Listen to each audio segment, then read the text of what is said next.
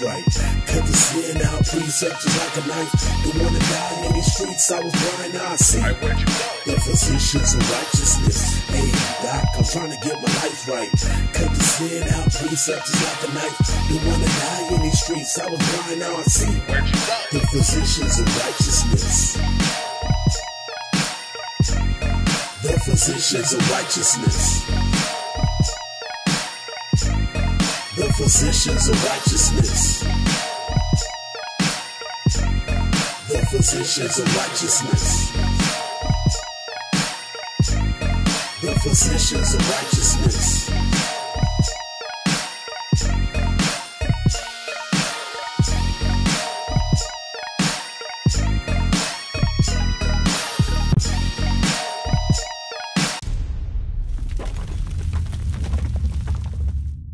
Huh?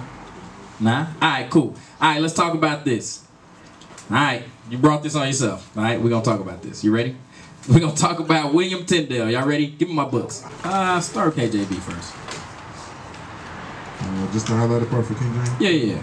It says, the proposal pleased the king. So he talking about they asked him to translate the Bible, right? Go ahead. Who violently disliked the Genevan Bible. He hate the Genevan Bible. Go ahead. And a resolution was passed to produce a new translation of the Bible from the original Hebrew and Greek. What did he use?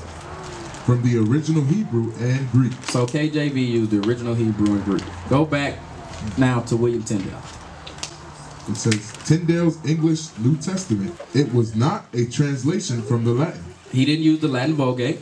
As Wycliffe's had been, but was rendered from the original Greek. What did Tyndale use? But was rendered from the original Greek. What did King James use? What did he use? We just read it. The Greek and the Hebrew. He used the original Greek though, right? For the New Testament, he used the original Greek. As did Tyndale, right? Read that thing again. Tyndale's English New Testament began a new epoch in the history of the English Bible. It was not a translation from the Latin as Wycliffe's had been, but was rendered from the original Greek. The text published by Erasmus. With each successive edition, Tyndale made corrections and improvements. So well did Tyndale do his work that the KJV... The what? That the KJV... Okay, now we're talking about the KJV, which also used the Greek. Go ahead. Reproduces about 90%. It reproduced what? About 90%. Why would they reproduce 90% of the KJV in the William Tyndale? Or the William Tyndale in the KJV? Why would they reproduce 90%? Why? Huh? You have to change the wording? No, I'm saying why, but why would it be so close to 90%? Why would it be that way? When it say that 90%, read that part again.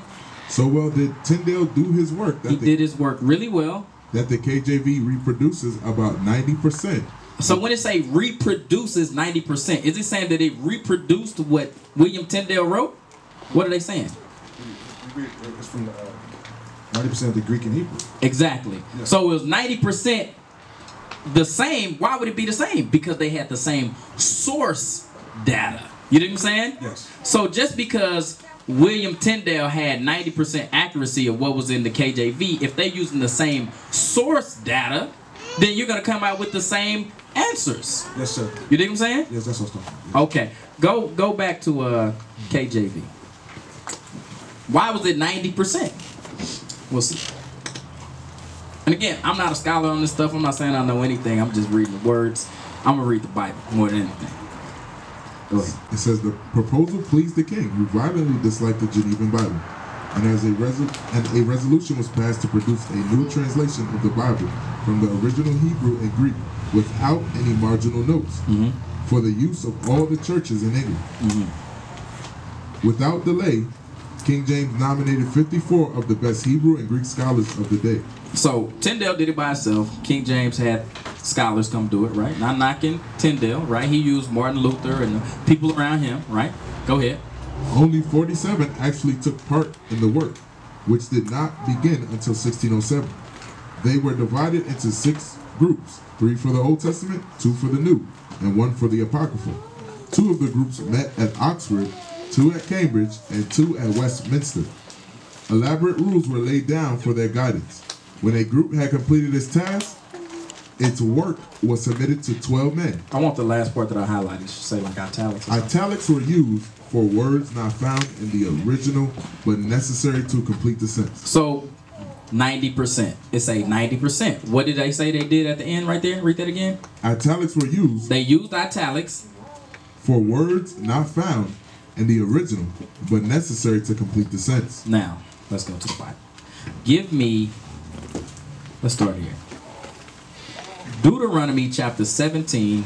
Let's start at verse 18. Watch this. Deuteronomy chapter 17, verse 18. And it shall be when he sitteth upon.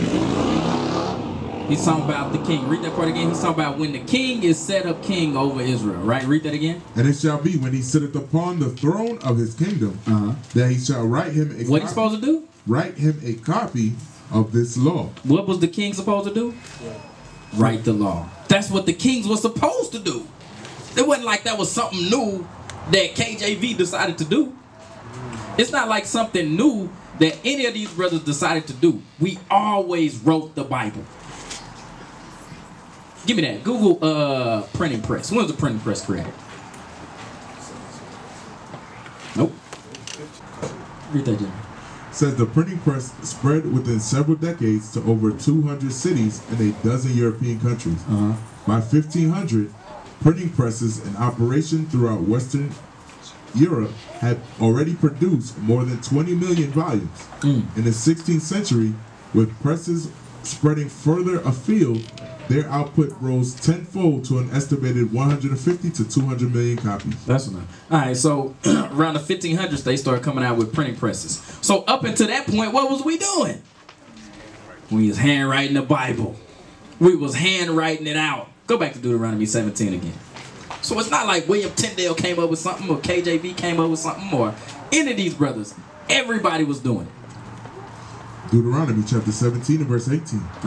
And it shall be when he sitteth upon the throne of his kingdom, that he shall write him a copy of this law in a book out of that which is before the priests, the Levites. And it shall be with him, and he shall read therein all the days of his life, that he may learn to fear the Lord his God, to keep all the words of this law and these statutes to do them. So we always wrote the Bible, right?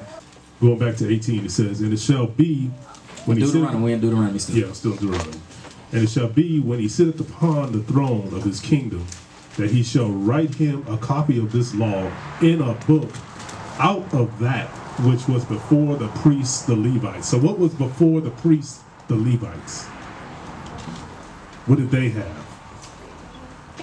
The original text that Moses had. They had the original text. You know what I'm saying?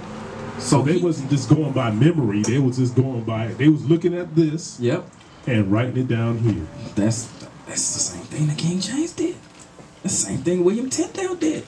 Just because it's older don't mean that it's the one we should use. You know what I'm saying? Watch this. Go to Jeremiah 45. Jeremiah chapter 45 and verse 1.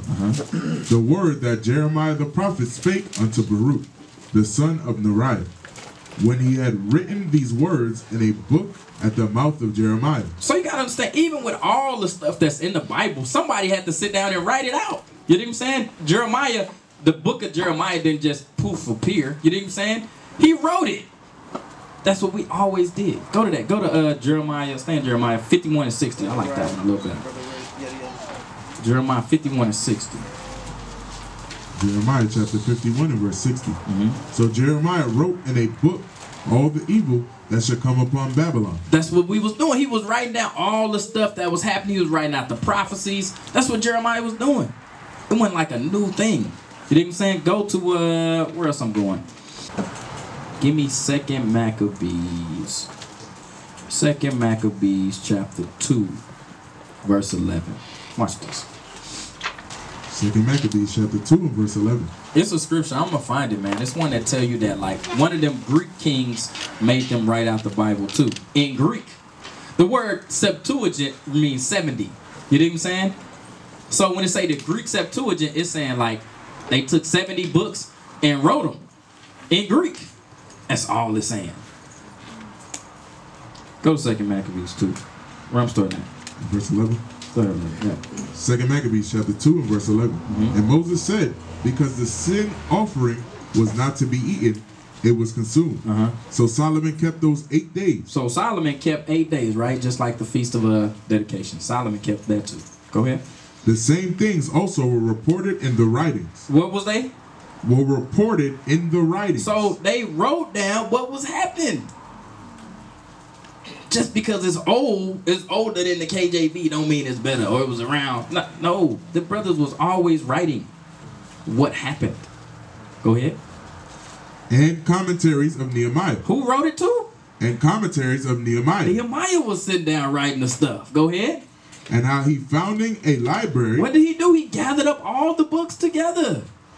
Nehemiah gathered all the books together. It's not a new thing that Tyndale or KJV did. We always did that. Watch. Gathered together the acts of the kings and the prophets and of David and the epistles of the kings concerning the holy gifts. So Nehemiah did that thing too. He put together a Bible. He put together the books. You know what I'm saying? Keep going. In like manner also. And in like manner, Judas gathered. Judas did it too. The Maccabees, they put that thing together too. It's not like KJV was the first person to do it.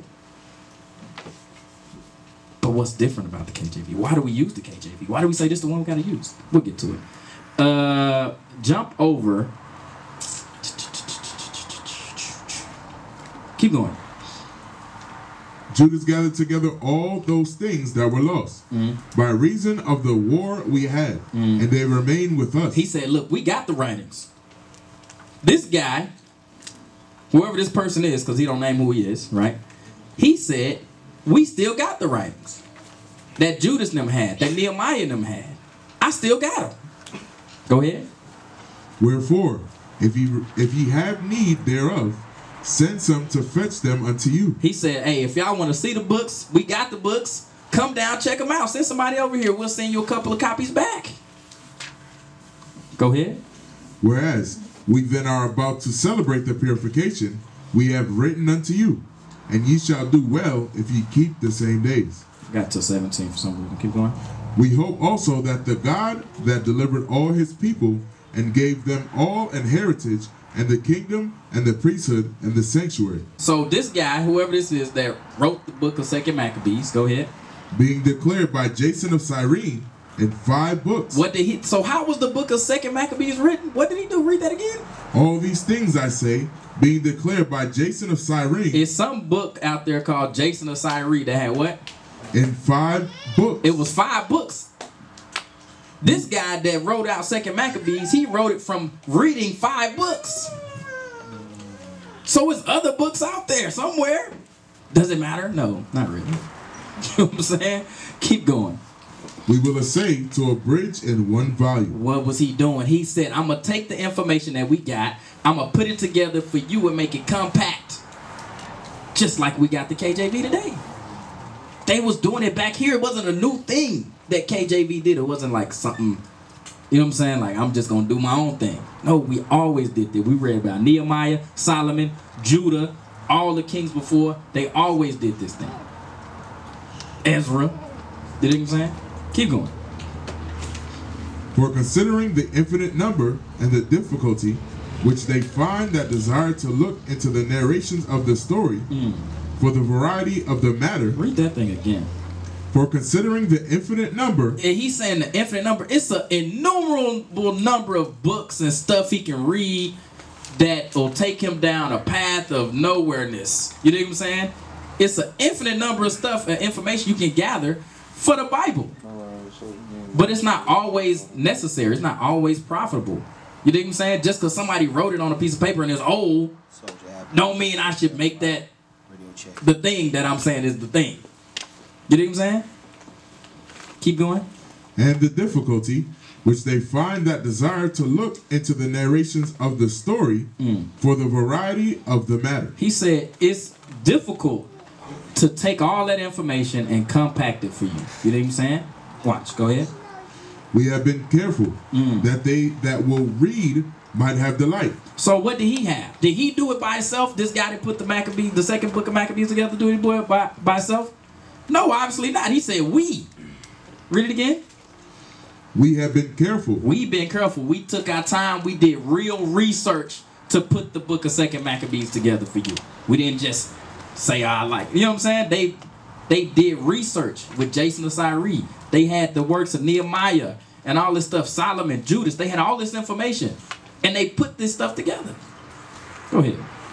That they that will read might have delight, and that they that are desirous to commit to memory might have ease. And that all into whose hands it comes might have profit. He said, everybody that read the book of Second Maccabees that I put together for y'all, we hoping that it'll profit you. That's why he put it together. He didn't put it together for vainglory to be seen of men. He put it together so it could profit you. You know what I'm saying? Go ahead. Therefore, to us that have taken upon us this painful labor of abridging. Painful labor of abridging. What is he saying? He's saying, I'm taking all the information, I'm gathering it up, and I'm filling in the blanks for you. Like we just read that King James them did when they put in the italics. It's the same thing. He said we are abridging. We taking the information that we got and we giving a sense around it to help you out. That's what he's saying. Read on. It was not easy, but a matter of sweat and watching. Even as it is no ease unto him that prepareth a banquet, and seeketh the benefit of others. Yet for the pleasuring of many, we will undertake gladly this great pains. Leaving to the author the exact handling of every particular, and laboring to follow the rules of an abridgment. He said, the author, the person that's writing this, he said, we know all the particulars, but we giving you the narration of it, you know what I'm saying, to help you, to just to give you the understanding that you can have hope. I can't write everything down because it's infinite. He said there's infinite books out there. I can't write everything. Keep going. For as the master builder of a new house must care for the whole building, but he that undertaketh to set it out and paint it must seek out fit things for the adorning thereof. Even so I think it is with us. He said I can't focus on the whole gigantic picture. I just got to focus in on what I can focus in on. My part is just the Maccabees. Go ahead, Sunday. Yeah, back in verse, where are we at, man? Verse 28, it says, and laboring to follow the rules of an abridgment. So they had rules on how they were supposed to just to like do we things. read in KJV. When he put together his 47 scholars and they put a panel together, it was specific rules to it. Exactly. Go ahead, I'm sorry. No, you cool. You good. That's the point. Oh, okay.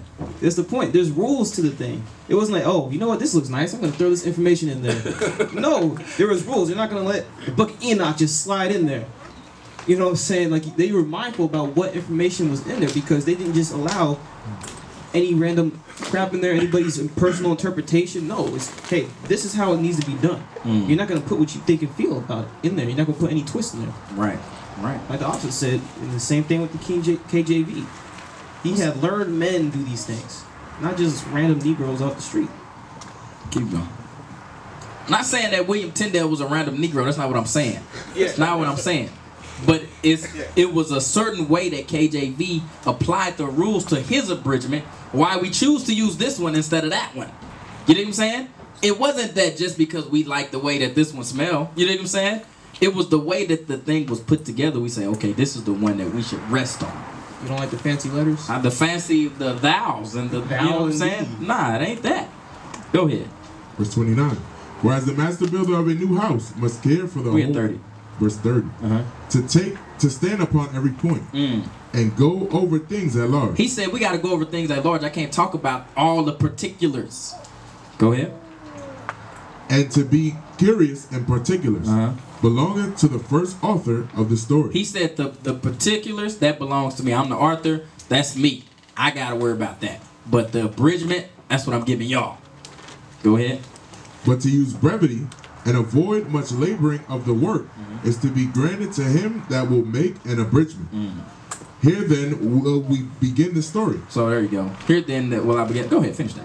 Only adding thus much to that which hath been said, that it is a foolish thing to make a long prologue, and to be short in the story itself. So, I'm saying all that to say, like, this not a new thing. Us sitting down, putting together the Bible. Dudes did it in Maccabees. Dudes did it in Ezra. They was Nehemiah, Judah. All of them was doing it. You know what I'm saying? Jump to the last chapter of 2 Maccabees.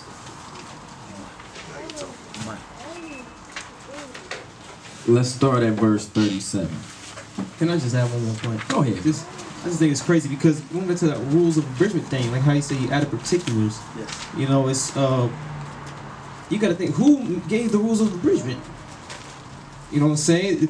Our kings were writing these things down for a long time, so that's just a thought that comes in my mind. You know? Yeah, I don't know. I can't answer that, but I'm sure they had some type of rules. They knew how to do it. You know what I'm saying? And it was obviously a group of people that sat down and did it. It wasn't just one dude. 15 and 37. 2 Maccabees chapter 15 and verse 37.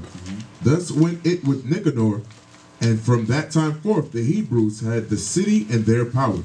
And here will I make an end. So again, the author who put together the book of 2 Maccabees is making reference to, I'm done with my story. Right? Go ahead. Watch what he say.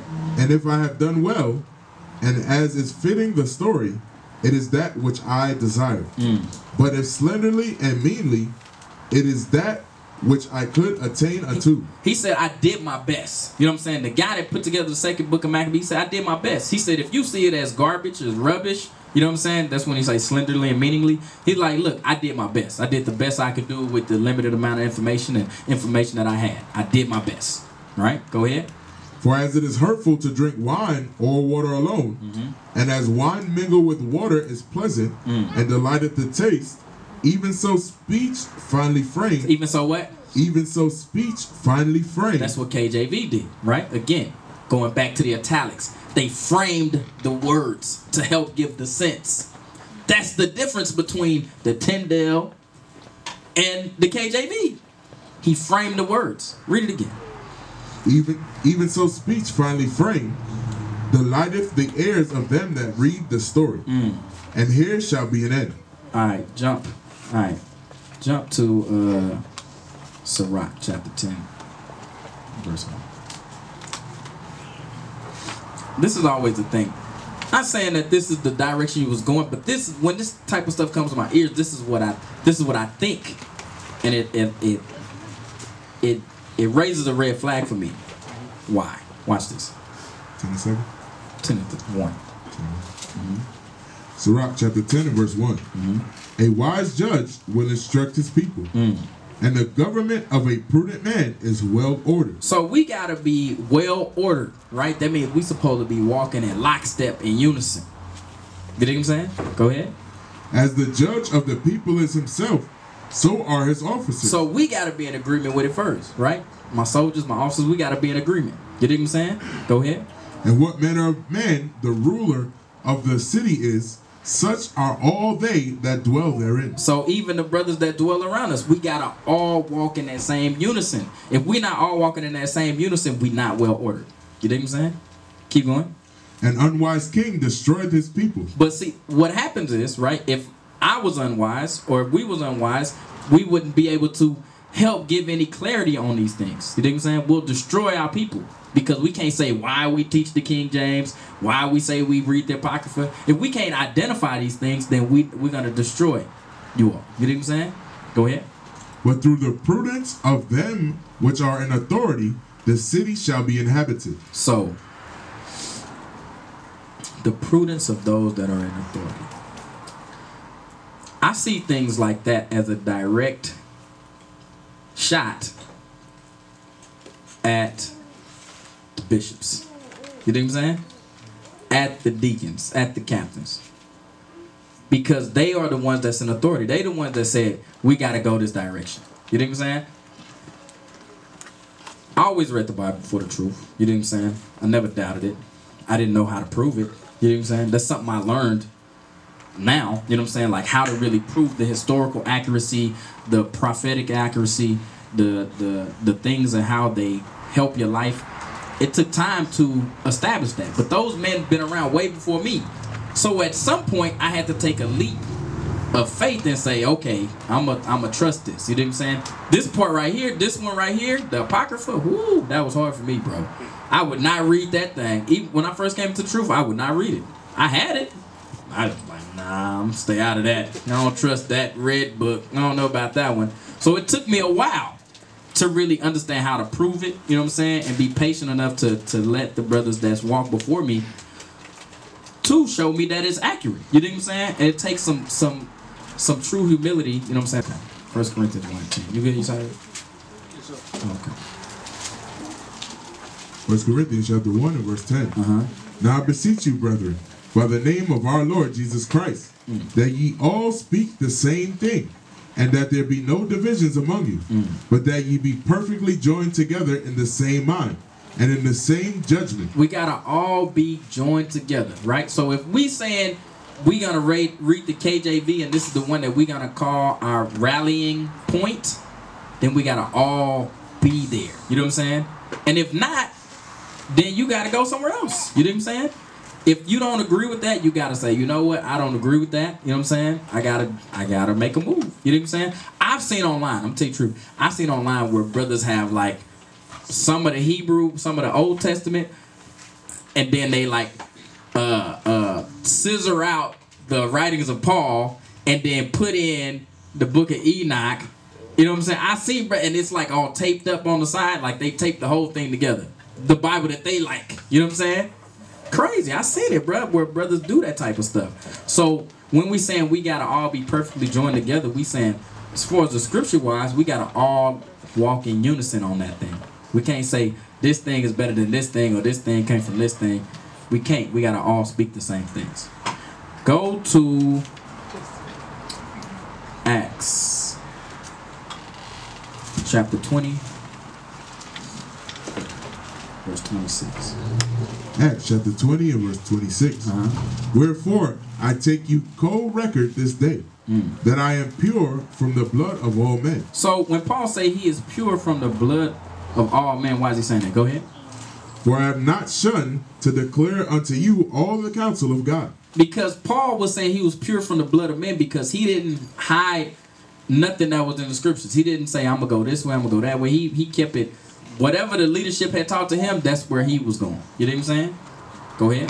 Take heed, therefore, unto yourselves, and to all the flock, over the which the Holy Ghost hath made you overseers, to feed the church of God, which he hath purchased with his own blood. So when he say to feed the flock of God, it's our job to give them the proper information. It's important that we give them the proper information, not just the stuff we like or we feel. We gotta really prove why we saying that this thing is the thing. You know what I'm saying? Why we say that the KJV, we use the Apocrypha. Why we say we use the Apocrypha. We gotta be able to prove it. You know what I'm saying? Go ahead. For I know this, that after my departing shall grievous wolves enter in among you, not sparing the flock. So what could happen, and I always, say this, man. Brothers, it's not just about coming in wearing your fringes or keeping the Sabbath day. The grievous wolves can go into different teaching. You know what I'm saying? Like, I'm going to teach this other thing that ain't nobody else saying. That's a grievous wolf. You know what I'm saying? Keep going. Also of your own selves. Also of your own selves. Amongst us, brothers in purple, brothers can rise up and teach things that's in opposition of what we teach. You know what I'm saying? Go ahead. Shall men arise, speaking perverse things, to draw away disciples after them. So you can't do that. We can't do that. We can't be in that position where we want to draw away disciples after this thing because we think we got something better than everybody else. We can't do that. You know what I'm saying? We got to all walk in unison and lockstep in what we believe. And this formula has worked. You know what I'm saying? Look where we at. I'm telling you, I say it all the time. I was in front of Plaza Bonita Mall by my damn self. You know what I'm saying? Nobody was with me. I was out there in the purple shirt. You know what I'm saying? And now we here. You know what I'm saying? So if we see the formula is working, obviously it must be okay. You know what I'm saying? Let's stick to the formula. Give me my last one. I got two. Go to Jeremiah 6 and 16. I was thinking that? Yeah. I didn't even write it down, but You just said it. I was like, let's do it. Jeremiah 6 and 16. Jeremiah chapter 6 and verse 16. It's like my favorite scripture. Thus saith the Lord, stand ye in the ways and see, and ask for the old path. Which path you supposed to ask for? Ask for the old path. Ask for the path that works out. Don't try to come up with your own path. Keep going. Where is the good way? Where's the good way? Where's the thing? Where can I go that I can make sure that I'm going to be setting myself up for success? You know what I'm saying? That's what you're supposed to be doing. You're supposed to be walking in the old path. Go ahead. And walk therein, and ye shall find rest for your souls. You'll find rest for your souls. If you just say, you know what, let me just follow the brothers that was put here before me and put your faith there, things will work out a lot better. Always, right? Last one. Sirach 4:27.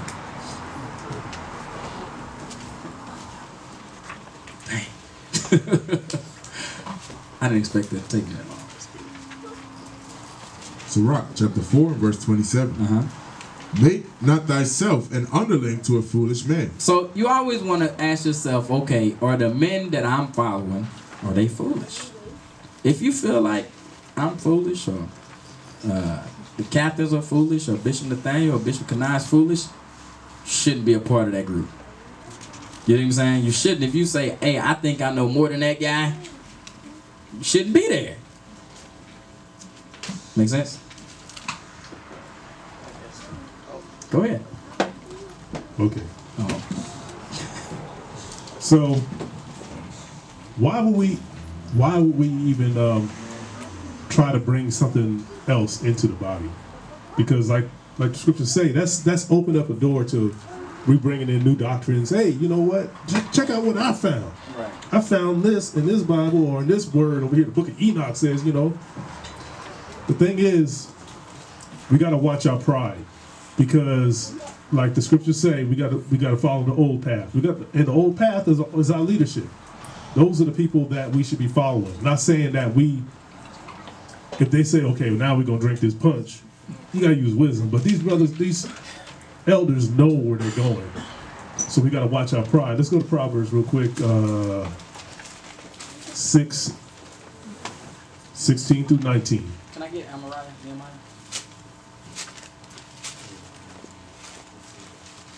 Because there's some things out there that the Lord just can't take, and pride being one of them. Got it? Proverbs chapter 6 and verse 16. These 6 things doth the Lord hate. Yea, 7 are an abomination unto him. A proud look, a lying tongue, and hands that shed innocent blood, and heart that deviseth wicked imaginations, feet that be swift in running to mischief. Verse 19. A false witness that speaketh lies, and him that soweth discord among brethren. So discord amongst brethren. That's separating us when we start bringing in other things. It's like we need to just stay on the old path. Follow those who went before us. Bishop, they've been reading out of King James from day one. We're not jumping from Bible to Bible. They was reading the Hebrew initially, they said. They would read the Hebrew and the Greek. And the English. They said they would read both of them together. Oh, okay. When they came in. And they said they couldn't understand. They couldn't understand, yeah. But they would read both of them. You know what I'm saying? Right. So I'm sure this not like a new thing where they're going to be like, oh, I'm going to bedazzle you with the Tyndale. I'm sure they done heard of it. You know what I'm saying? He said he saw a class on it. I never seen it, but Yasadi said he saw something. You did? All right, cool. I just wanted to re-emphasize a point that Officer and I made. It says, in a heart that devises wicked imaginations. Because that actually kind of goes into 2 scriptures. Because to devise a wicked imagination is to bring up something, as Officer Zabud read in Corinthians, to draw men after you. That's a wicked imagination. I don't want to bring this up. I'm going to look, you know what I'm saying? I'm going to bring out this new thing. I'm going to look good, look wise, so you can take men after you. Hey, follow me. I got wisdom. Hear me. You know what I'm saying? That's a wicked imagination. At the end of go to Acts 5. Acts 5. Yep. Start from verse 38. Verse 38. And now I say unto you, refrain from these men, and let them alone. For if this counsel or this work be of men, it will come to naught. Read. But if it be of God, ye cannot overthrow it, lest haply ye be found even to fight against God. So the leadership, we've been reading the same scriptures for years. If this was of man and not of God, guess what? IUIC wouldn't be where it's at. And you wouldn't see it continue to grow if the Most High was not dealing with it. So if there was something off, the Most High would hinder it. So you're not going up against man, you're going up against the Most High at the end of the day. So you got to really think about that. Yes, sir. Yes, sir. All praises. All right, I jump off that train. I jump off. But they both used the Greek, which is why it was 90% the same. What KJV and his scholars did, they put the italics around to get the sense. All right? Yes, sir. Huh?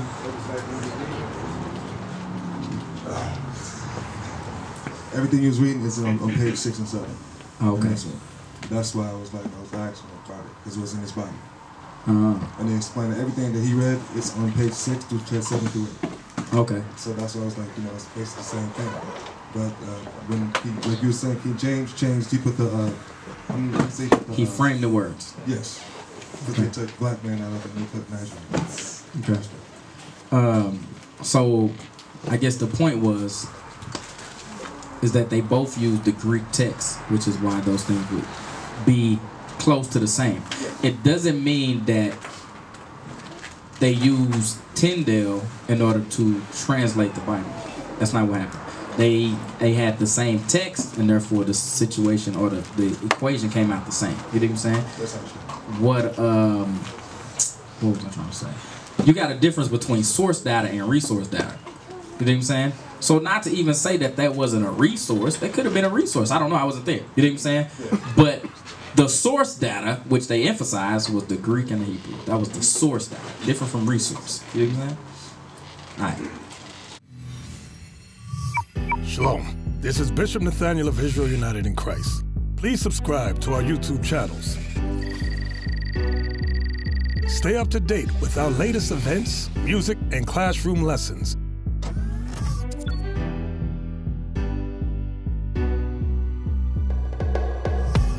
IUIC plans to continue visiting different countries where this gospel has not been preached before. IUIC needs your help in pushing this truth.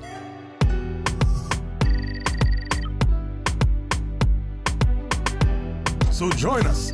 Subscribe to our Instagram, Facebook, Twitter, and podcasts, and stay up to date with us.